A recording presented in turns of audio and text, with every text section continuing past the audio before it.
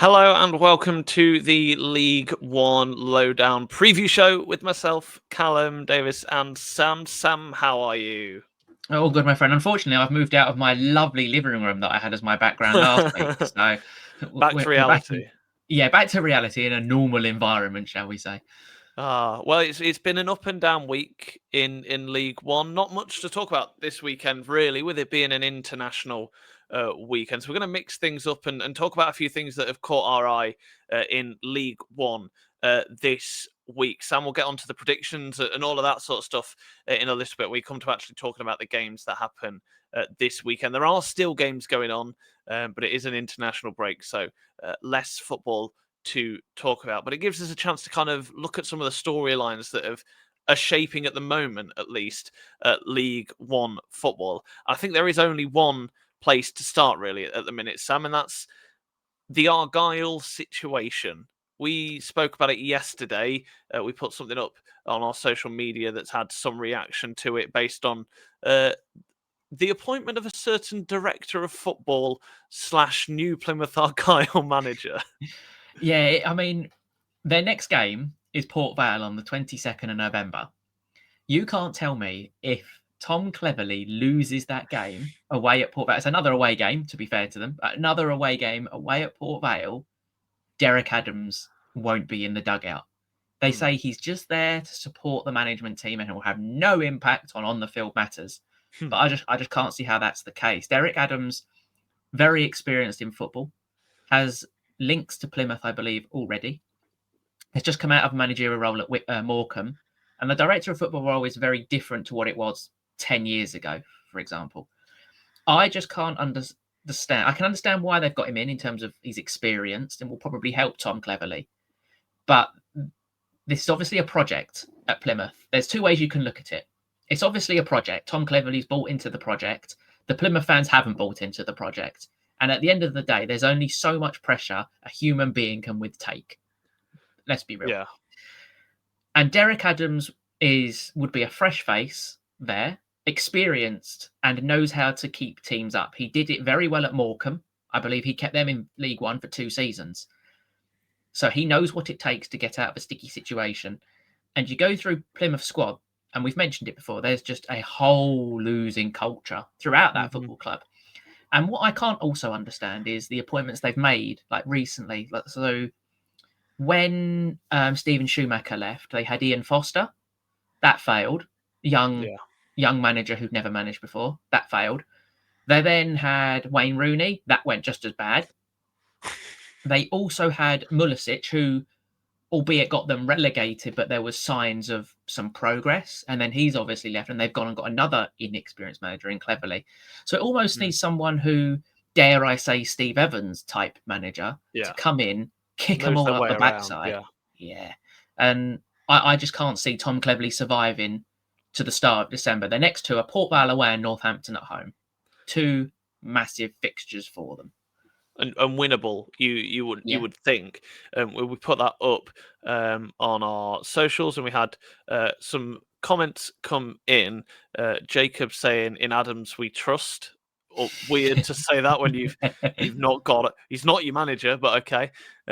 Green Army Plymouth saying, "I hope Tom leaves the club," and Jude saying some words that I'm not going to read out for want of wanting to see monetization on this podcast, but saying hates his guts, gives you a relative sort of idea of what Jude thinks of Tom Cleverley. It is interesting, isn't it? You wonder what's gone wrong, because I mean Tom Cleverley, he wasn't great at Watford, but then no manager ever is at Watford. Okay, he's not the most experienced manager, and okay, you're taking a step down. It is a new division for him and whatnot, but you think it gives him a chance to explore what he's like as a manager, what he can do. You're very confused as to where Plymouth go from here, aren't you? They are bottom of the table.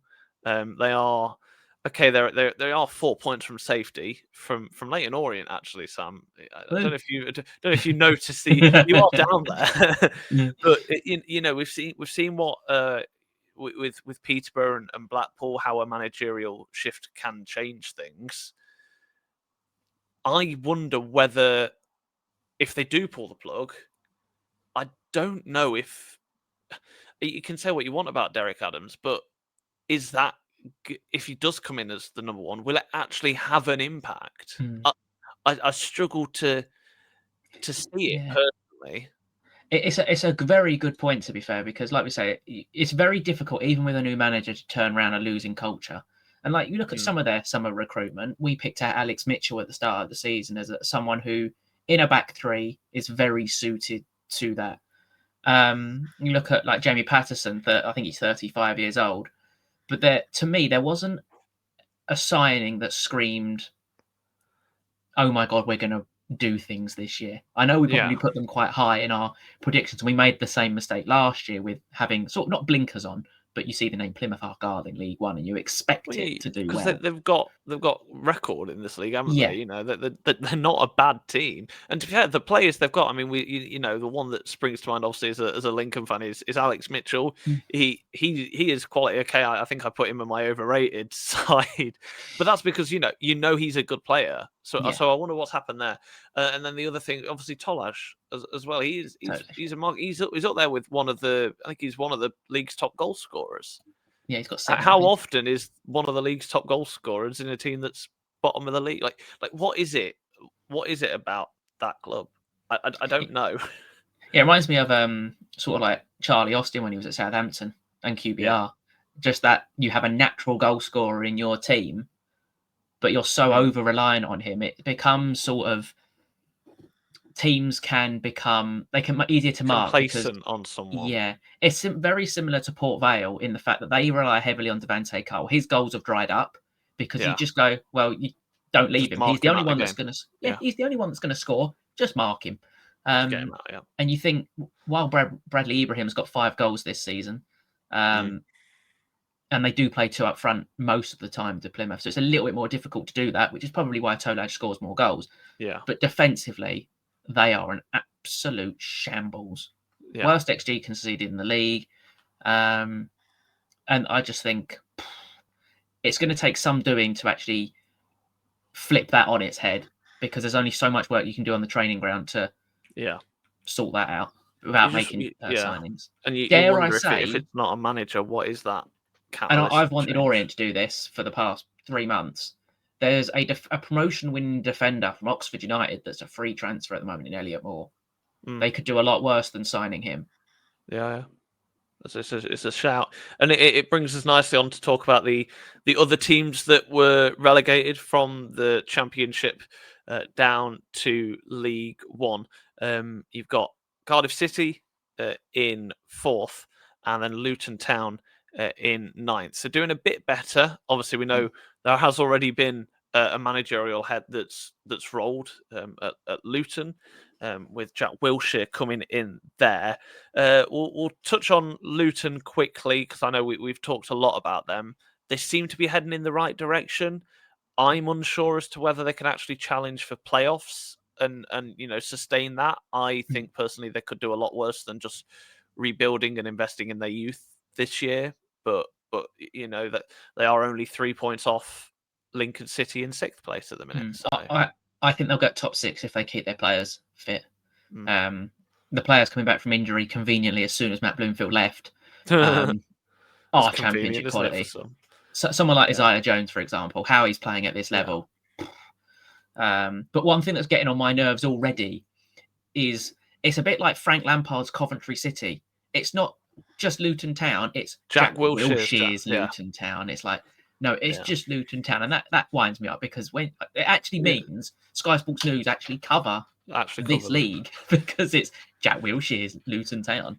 I mean, how often is it Richie Wellens' Leyton Orient? It never is. Cardiff City, I think, is a bit more of an interesting one. They are a good side. They were top of the league for a period of time. They are now down to fourth after back-to-back defeats. First of all, to Bolton Wanderers, who are now ahead of them, and then Blackpool, which I think would be the more worrying one for Bluebirds fans. For me, I'm curious to see where they go, and I think we could potentially see them and Luton swap over fairly soon, given both of them's current trajectory. I would agree. I'm still not convinced by Cardiff at all. I think you look at their recent results as well. I think they've just been a bit worked out. And now this is where, obviously, the start of the season, new manager with relatively the same squad. We were unsure how they were going to play, and a lot of the squad managers in the league are probably unsure how they were going to play. We're now, a quarter of the way through the season, 15 games, just over it, and a third even. And analysts and stuff like that now have patterns in play. Yeah. Can Barry Murphy come up with a plan B? It's all well and good playing this tiki-taka football out the back. Yeah. Do you have a plan B for when teams work you out? If we go off my famous expected points table, because everybody loves this, Cardiff would be 10th, with Luton being above them in 8th. Interesting. Very, very interesting. It brings us on to talk about the promoted sides as well. Stick with us and we'll answer your questions as well that you've been leaving for us. But to talk about the promoted sides, we'll start from the bottom up. Port Vale. Now, I have a great deal of sympathy for them, if I'm honest. I think they were dealt an impossible hand. I think you could have probably identified them pretty much straight away as the weakest of the teams that came up, potentially other than Wimbledon, would have been my initial perception. I struggle to see where the investment is going to come from any background people who could invest in the club because the thing is, when you look at the teams who you will expect to be in a relegation fight have made much better starts. When you look at the teams that are around them right now, you expect them to pick up. Yeah, 100%. And you just kind of expect Port Vale to be left behind. And I do worry for how their season's going to go. They've lost their last 3. And I have the greatest of respect for Darren Moore as a manager. I think he's great. The workmen can't always blame their tools. But I think in this scenario, that wouldn't be an injustice. No, it's fully fair. Like, if you look, again, expected points table stats, I know everyone gets annoyed at them, but Port Vale will be third. That's mental. There's only so much a manager can do. He's setting up teams to win football matches. But then it's just that bit of quality, isn't it? Yeah. As much as we talk about Devante Cole, you know, anyone else. That's one. You haven't got anyone else, and there's only so much he can do, isn't there? And let's put it that way, he can't stop conceding goals, can he? No, and I fully agree with you in terms of they could be the team that kind of fall away from no fault of Darren Moore's. Like, Blackpool won 2 in a row. Peterborough won 2 of their last 3. Plymouth for the exception. Orient outside the bottom 4, but then you've got Exeter as well, who have lost 1 in 5. Doncaster are the team I think to worry about at the moment. Yeah, we'll get on to them in a moment. Yeah. So I do worry for Port Vale because, like you said, the teams around them you would expect to be picking up points now. Well, let's talk about Doncaster because we could very soon be losing Jamie Johnson of the review show to League 2 Lowdown. For them, it's very weird. It is reminiscent of Mansfield from last season, just on a much shorter beginnings of the season peak. And they've already started to tail off. And you thought that game against Barnsley was a huge match. And I know Jamie and Seb did quite a bit on it in the review show. So make sure you head over there, hit subscribe to the League One Lowdown as well, and follow us wherever you get your podcasts as well. And you can listen back to that review show. I know Seb and Jamie spoke about it a lot, and it did feel like both sides.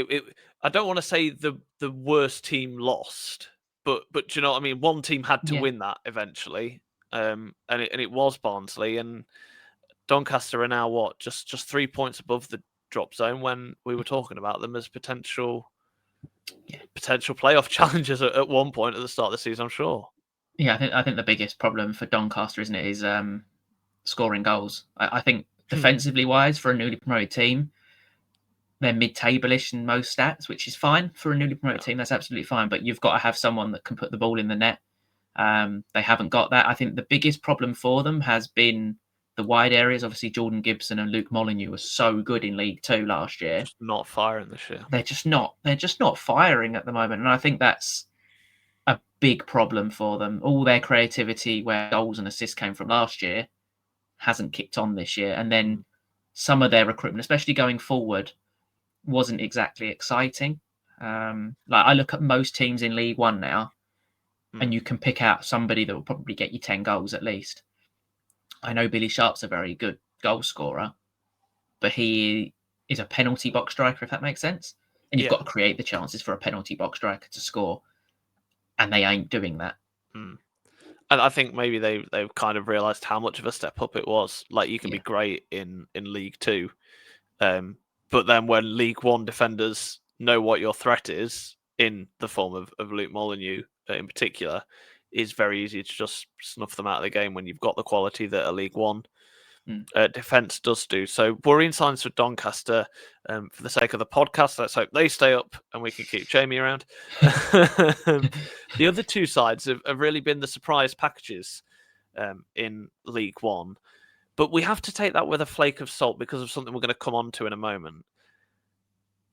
Wimbledon are 7th, and they are just 3 points off the top, but they have a -1 goal difference. I know that is not helped by the fact that they lost 5-0 the other week to Peterborough, but make it make sense. It doesn't. Yeah. And then you look at Bradford City, who we will get onto in a minute, but just to add a bit of context, they've not won in 5. And they're second in the league after 15 games. They've not won for a third of the season. It's literally been a third of their season, and they've not won a game for a third of the season, and somehow they're second in the table. It actually makes no sense, does it? It does not make. I mean, we love it. We love League One. That's why we have this podcast, and we love League One football, and it is brilliant. But it makes no footballing merit sense at all. It feels really weird. But let's focus on Wimbledon. For me, we saw a lot of. Well, it's kind of like the role reversal of our Doncaster argument, isn't it? You have the quality, and you know you need to improve on that quality regardless of how good you were in League Two. Wimbledon didn't really make many changes, but other than the last 2 games, they've been superb this season. I think this will be your Mansfield team, but I think it'll go worse for them. Yeah, I think they've used the momentum and the squad that they had from last year in terms of everyone knew each other's jobs. Now injuries are happening in a higher quality division with bigger squads. Now they're getting hit. And what I will say is, like, you're looking at 6th place Lincoln with 25 points. If you go down to Leyton Orient in 20th, there's only 8 points. It's 3 games. And they could very easily drop off, And it'll link onto something we're going to talk about in a minute. This league is so tight this year. One result. So let's say, I'll use Orient as an example, or Exeter, because they play each other this weekend. If either of them win, they could be 13th. And they're 19th and 20th. It just shows the league. And I do think Wimbledon will now be that team, especially losing 5-0 to Peterborough. That's alarming. It's a morale losing one, isn't it? Like, you lose to Burton 1-0, and then you've just gone and been smacked by Peterborough 5-0 in the middle of losing your FA Cup game to a non-league opposition as well. So I think the Wimbledon bubble has burst, unfortunately for them. And I do expect them to just kind of fall down the table. And as for Bradford, again, like we just said, it makes no sense. No. But they are where they are, so we can't really judge them for the fact that they've not won, because no team in the top half of the table currently wants to win. It makes no sense, but they still sit second, just 1 point off top. They are, I think, the top goal scorers in the league, if I look correctly. Yeah, they are. Leyton Orient are second top, and they sit third top. They sit where they are. So, again, makes no sense where any of the teams are this year. But Bradford, again, we talk a lot about their home form. It is remarkable. They've only lost once at home all season. There are only 2 teams that are unbeaten at home all season, and they're Stevenage and Bolton, who are in and around it as well. I like Bradford. I like how they go about their business as well, and they are one of those clubs that I think you just want to do well, don't you? Yeah, 100%. And like you say, when they've gone a third of the season without winning and they're still second. And one thing I always say about promoted teams that want to win another promotion or get in the top 6, you've got to be hard to beat, regardless. If you're not losing, you got to draw, or if you're not winning, you got to draw. And that's what Bradford are doing. They're not playing amazing, but they're doing what good teams do, and that's grind out results. Like the Rotherham game, we've seen their recent form. That could be seen as a good point. The Barnsley game probably should have won at home. Stevenage away, difficult place to go, a good point. Lincoln at home, we know how good Lincoln are defensively, good point. And then obviously the disappointing one is especially at home to Burton. Burton seem to be rocking up to these teams at the top end of the league and just destroying them. Doing something, yeah. So, I will say Lincoln are good defensively, except when they play Rotherham. Yes. But that brings us on to what we've kind of alluded to, and it's something that's been in the back of my mind for quite some time, really. Is League One, and I want a one-word answer to start with from you, Sam, is it a good league this year, or is it a bad league this year? Oh, I'd probably say it's a bad league. Right. And by that we mean, right, if a team gets promoted from this year, from the league this year, and gets put in the championship, they will do terribly. Or if they get relegated, they will whatever. Is it ultra competitive where every team can beat every team, like a lot of managers say, or is it just that the teams that we thought were competitive aren't competitive, and the quality of the league is lower than it has been in recent years? I think the quality in the league is lower. I think everyone's really compared. Like you go back to 22-23, you had 3 teams on over 96 points. You had Ipswich, Sheffield Wednesday, and actually Plymouth.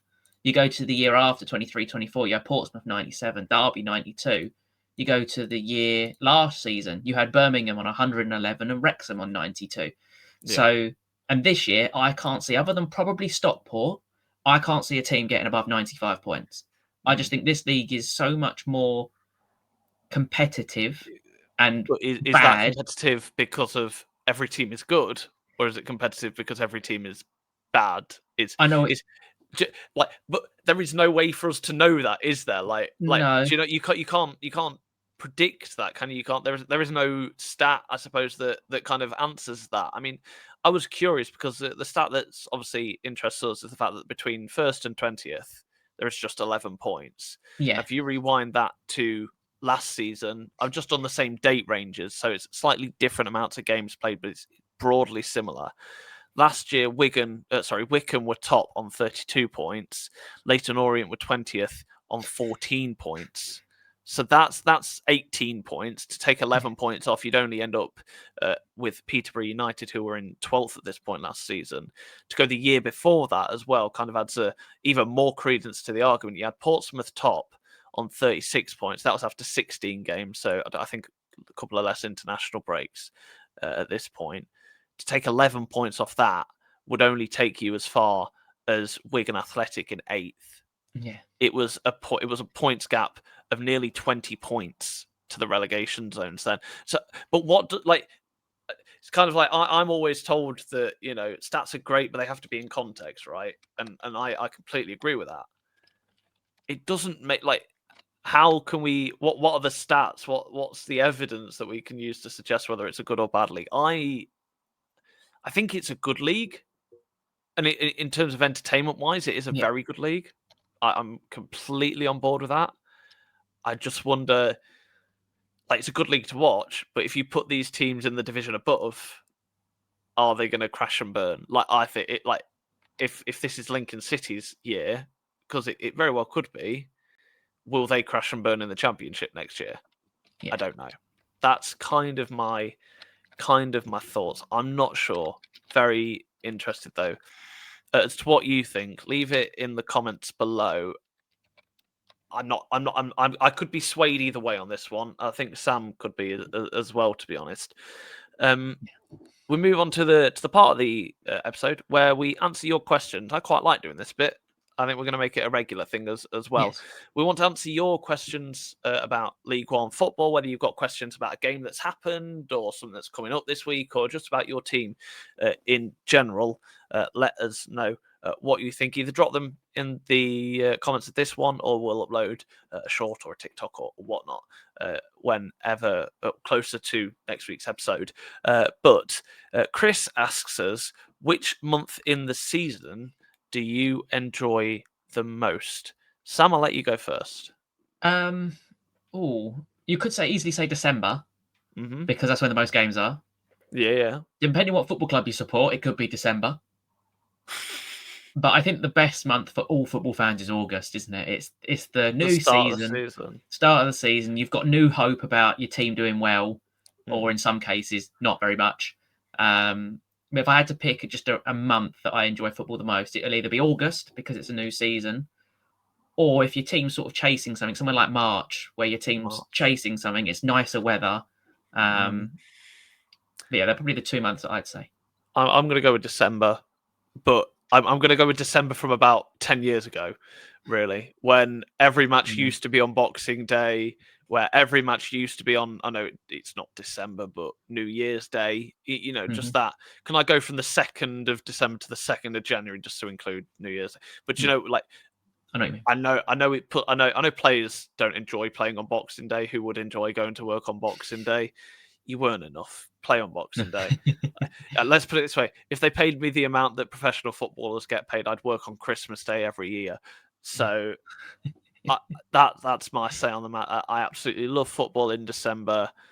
I love it when the waterlogged pitches and all of that sort of stuff. Brilliant. I love it. But yeah, I've got to go with December, just purely for the memories and what it used to be, even if it's not wholly representative of that. Mark also gets in touch. He's a Reading fan. He says, do we think Reading will turn a corner now and push for the top 6? They're out of all other competitions, so can concentrate on the league. The talent is there and are already faced most of the top teams. Well, remember, you still have to face them again. Everyone plays each other twice. So you might have played them most, but you still have to play them again. But I take your point. Reading sit 17th, unbeaten in 3.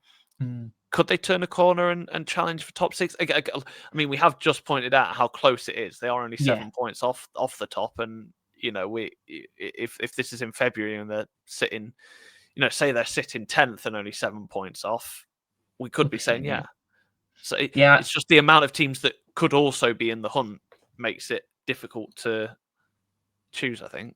Do I think they can mount a challenge for a top 6 spot? That's a very good question. I reckon they can. I just don't think they will. I just don't think they'd score enough goals, to be honest. Okay. They're very reliant on Jack Marriott, who's injured. Yeah. I know their midfield I still think is unreal. You've got Savage and Wing as a combination of 2 of the best in the league. If you play like you did against Stevenage when you were excellent, you can make a challenge. But I think near enough every team around Reading. So I'm going to include Orient in that. I'm going to include Blackpool in that. Wigan, Wycombe, Rotherham. I'll probably all say the same thing, that we can mount a challenge for a top 6. So I think I wouldn't count Reading out because of individual brilliance. I'm still not sure Liam Richardson is the right appointment, personally.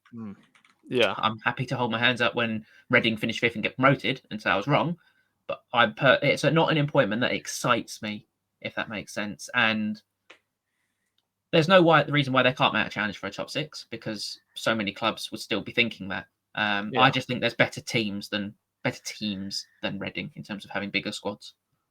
On to our predictions then, Sam. Give us a recap. What's the current situation in the predictions title race between me and you?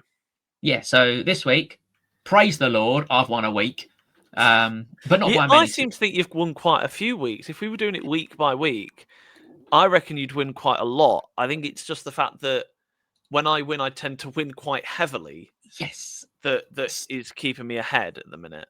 So, in terms of the reason you're ahead, so you are 12 points ahead after last week.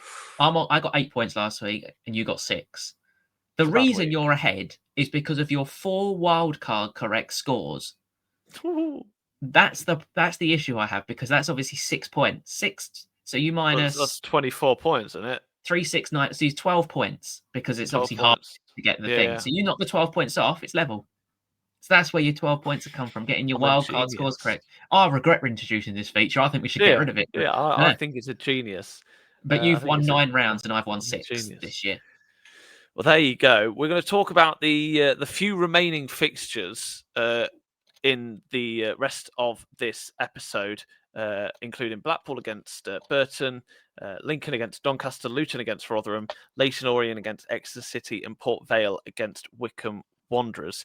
If you want to know what our score predictions are, and if you want to know who we wildcarding, all of that sort of stuff, then make sure you're following us here on YouTube as well.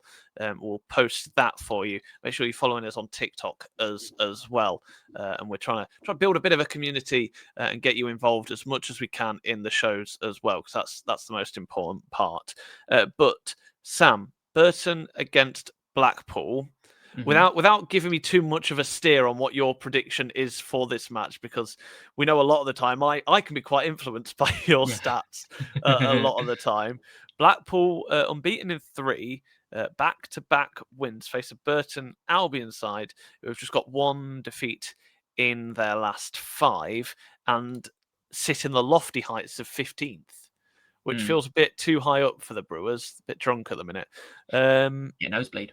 What do you think about this match? Because we know Burton Albion tend to do something against teams that are in form. Yeah, they do, but Blackpool aren't in the top 10. Oh, is that where you draw the line? Okay, that's where I'm going off this week. I can do all the stats I want. Blackpool are the worst away team in the division, but something's tickling me fancy this week with them. Okay.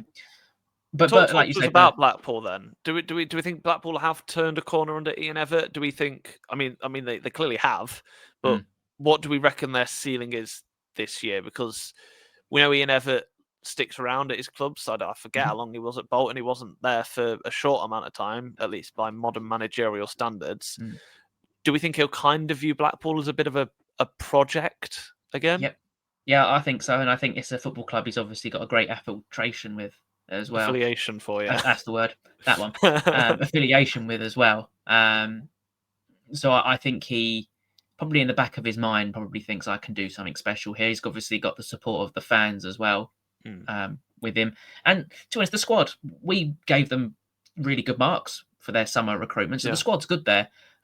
What I've noticed is he's playing players in their correct positions immediately. It tends to help.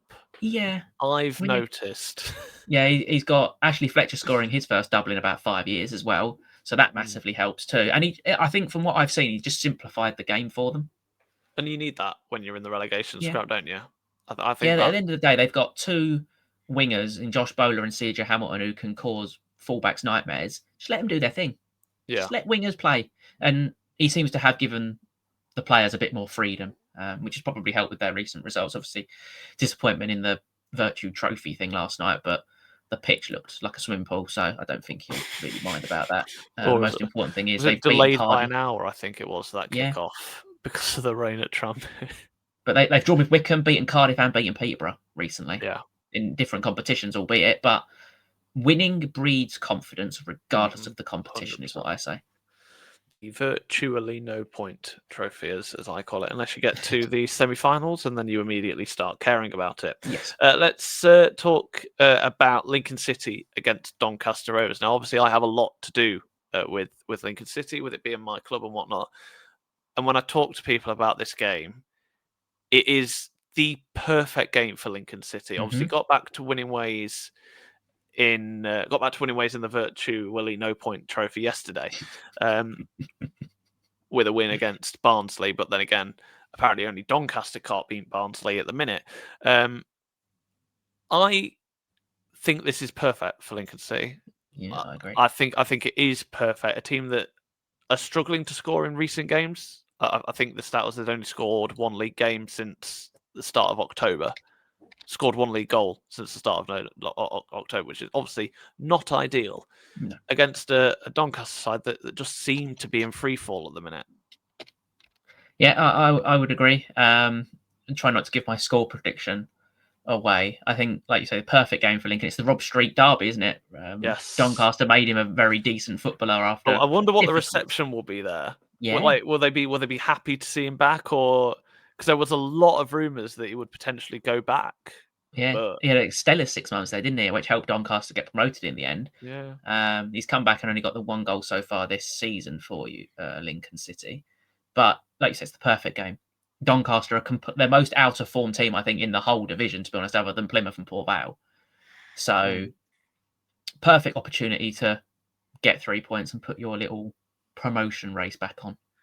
And I know they only just came back in the Virtue Trophy, but the re-additions of Jack Moylan and Dom Jeffries in particular, those two, after long-term injuries for both of them. Jack Moylan, this was seen to be the year that he could really stamp his authority, especially in that number 10 shirt behind the striker. We know he's that creative spark. And when he came onto the pitch on Tuesday night, there's just that feeling of, okay, we've got out of the doldrums here. This is who can get us out of our traditional winter slump. So hopefully that will have some sort of impact. As you say, Doncaster in free fall.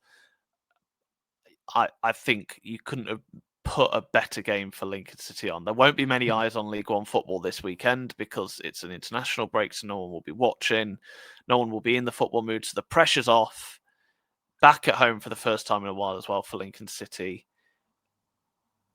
Thank the Lord. Is all I will say.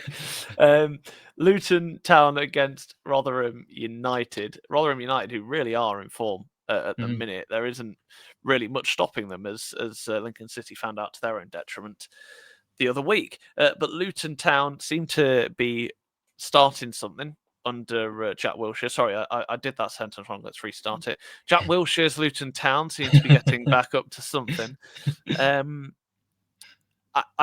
I'm intrigued to see because both of these sides look to be building something. Yeah.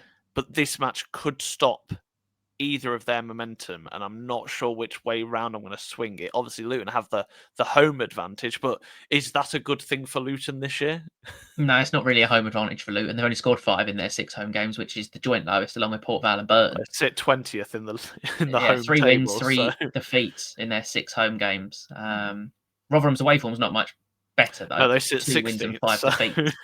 2 wins and 5 defeats from Rotherham's 7 away games. But just something's going on. I don't really know what. Matt Hamshaw seems to have got a click out of absolutely everything at a football club at the moment. So from being a manager we thought would get sacked in an international break to now being one of, if not the most informed team in the league.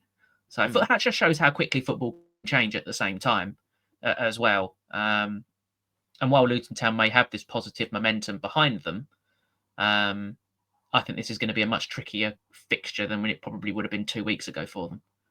Yeah, obviously you have to take away the Lincoln City game, but what impressed me was the 2-1 win, the 1-0 win, another 1-0 win, and obviously the past 2 games have kind of gone against that, but they know how to see a game out, and I think that's the hallmark of a good side who at least want to fight for something.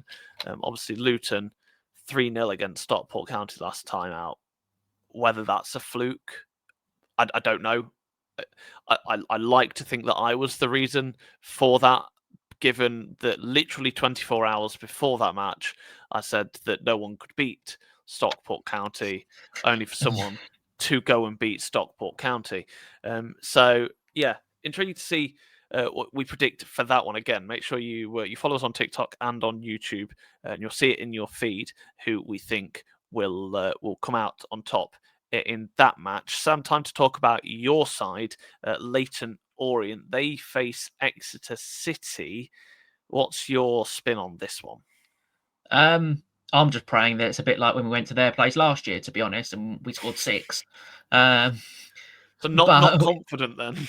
With Orient though, this year they look like a team that could score 5, but they can go and concede 6. Concede 6. Yeah. It's really no siders. I think no siders. Oh, only Plymouth have conceded more, and I think there's only like 3 teams that have scored more. 2 teams have scored more than you this season. What you can are say, Peterborough United of this season. It's remarkable. We are value for money, is what I say this year. And the most concerning thing though is last year we only conceded 48 goals. We've already conceded 27. It's strange to get value for money in London, isn't it, Sam? Oh yeah. There you go. I think the best thing about Orient at the moment is their home form is very good. They've won their last 2 Yes. home games. They smacked Doncaster 4-0 and then beat Lincoln. So at home, Orient are actually quite good. It's just away from home and the inconsistency that is happening at the moment. And you can put it down to signing so many new players, but there's only so many times you can use that as an excuse, I think. And defensively wise, there wasn't that many new recruits. So to me, at the moment, that argument's not sticking as much as it did. But I use similarities to last year. You used the stat there just now with Orient being in 20th place at this time last year with 14 points. Well, we've got 3 more points this year, and we're a lot closer to the top of the league. So here comes another big place second half. incoming. Another big second half of the season coming. It's nearly December the 5th, so I can Orient start winning every week soon. But for Exeter, they're doing okay. Very Exeter things, aren't they? Just above the drop. It's like we say, it's much more of a difficult division this year because every team is very similarly matched. I think the concerning thing for them away from home is they've scored 3 goals in their 7 away games. I think dependent on the Blackpool result, one of these sides will be in the relegation zone. If Blackpool win, one of these sides will be in the relegation zone unless they draw. There's a way that it's not. But anyway, the point stands. Leyton Orient or Exeter City could be in the drop zone come the end of play on Saturday. The final game to talk about is indeed Port Vale against Wycombe. We spoke a lot about Port Vale earlier on in the episode. If you missed that, so I think we're gonna mainly focus on Wycombe Wanderers, and they are one of the form sides in the division, sit 4th in the form table. Have got a better goal difference than any other team over the last 5 games. So they're scoring goals.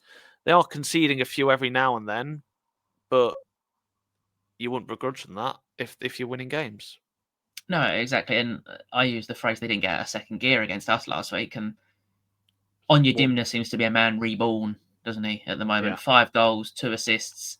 And if you get a player like him motoring, and with Sam Bell on the left-hand side, you've got a really mobile and athletic wide players with Cauley Woodrow, whose hold-up play is very, very strong for this division. And then Dan Casey. If you've seen Dan Casey and you stood next to him, you'd look like a 12-year-old child. He is built like a brick house. He is absolutely massive. And I think there's a nice blend in that squad. I think Michael Duff knows the 16 to 18 players he wants to use. And he's just using them. Where the difference with Mike Dodds, I found, was, well, we had different teams every week. We had different players in the squad, where everything's a bit more consistent under Michael Duff. And they have a style of play, and they're very good at it. So let's hope they don't do what they did last January and just buy another brand new squad. Well, if you want to be part of a car boot sale, head down to Wycombe during the summer transfer window. I know you like your XG table. They would currently sit 4th. And I know we say stats average themselves out. They might not always, but I think Wycombe are doing the best to kind of average it out. We should mention the postponed games. Barnsley against Northampton, Cardiff against Huddersfield Town, Plymouth against Bradford, Wigan Athletic against Reading, Stevenage against Bolton, Mansfield Town against Peterborough United, and Wimbledon against Stockport County. So I imagine those games will get replayed in a few weeks' time. You would imagine, and we will look at those fixtures if and when they do. But that is it for this episode of the League One Lowdown preview show. Thank you for your company, Sam. No worries, my friend. And if you are wanting to know our predictions, head over to Twitter, Instagram. I think we've got Instagram now, haven't we? I think we're everywhere nowadays. We might do some. We're on Facebook. TikTok, we're on TikTok. Facebook. We're on YouTube Shorts. We are everywhere. The League One Lowdown has gone global, quite frankly. So make sure you head over there, follow, subscribe, whatever it is. Can't we just have one collective term for it all? Hit that button, and we'll see you. We'll see you very soon.